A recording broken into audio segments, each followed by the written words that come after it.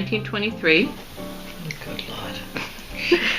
Just my brother and myself and my mother. Very little of my mother because she died. My father was working as an undertaker, so he was away a lot. But we just grew up like brothers and sisters do. So what was it like at home? You were raised by your grandmother because your mother died? Oh, she was so old-fashioned, and I can remember now my own children telling me it's so old-fashioned. My grandson's telling me I'm old-fashioned.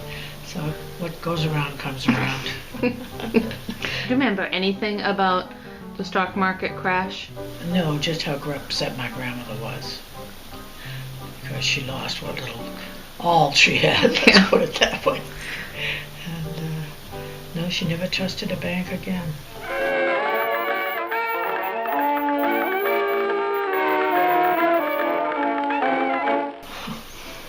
The movies, that was an event.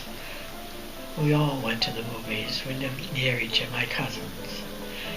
There were 3 Cunninghams, my father's sister's kids, and the 2 of us, and some stragglers we'd pick up in the neighborhood that couldn't go to the movies unless they had somebody older to supervise, which was me. It was 10 cents to get in the movies, but if you were over 12, you had to pay 15 cents, and I was allowed 10 cents on the budget, and so they told me I was over 12. Well, I wasn't over 12, and of course I've got this chorus behind me, she's not 12, and so I said, well, all right, then take all your tickets back, because I can't leave these children, these cousins of mine here.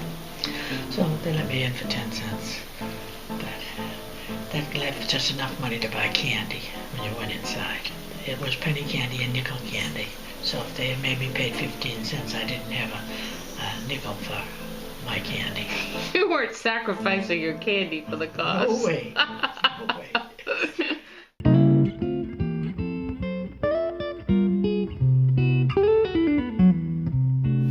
Oh, we both worked in the same company. I worked in the office, he worked in the plant. We just happened to meet at a party at the office, and he was a guy, tons and tons of friends. And so if you didn't like him, you had a choice of about 8 or 9 of them. But actually, I really liked Dad. So, but no, we hit it off, and everything went fine. We had some good times. We go to the movies and do what everybody did in those days: walk to the store and get a sundae, or just go for a walk, which people don't seem to do any little hold-handing walking anymore. Then he got drafted, he enrolled in the service. He wanted to go in the Navy. They told him they couldn't because he had an overbite. I'm not going to bite them. I remember him coming home. So he went in the Army. He got to be sergeant. He was only 20, 21 if he was that old. And then he was shipped overseas. And then he ended up getting hurt. Everybody else around him got killed. He was badly wounded. So then they shipped him to Belgium, and from Belgium to England, and from England back here to Fort Devens. So from then on he had a bad leg. And then we got married, which was fun. Old-fashioned compared to today, but it was fun. And we went to very, very exciting Vermont on our honeymoon. It was just cold.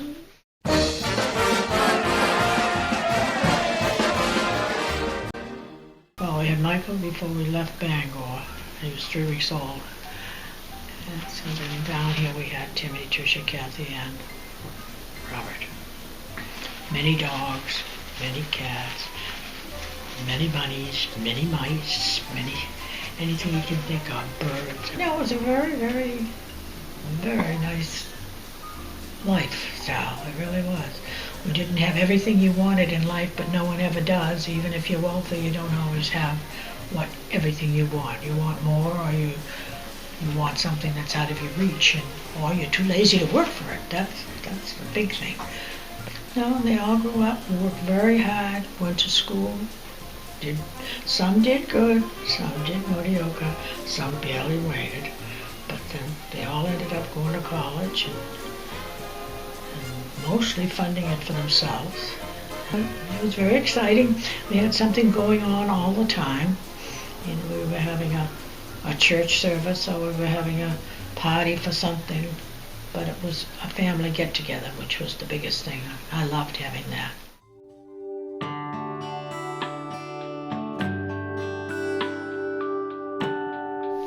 I want them to study.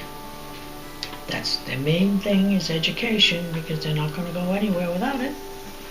If they want to dig ditches, there's always ditches to be dug. They don't need an education to dig a hole.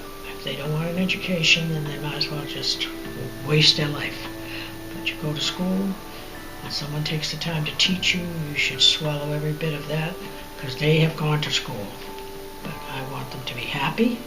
That's a big, big thing. Dad was one of the happiest guys, I think.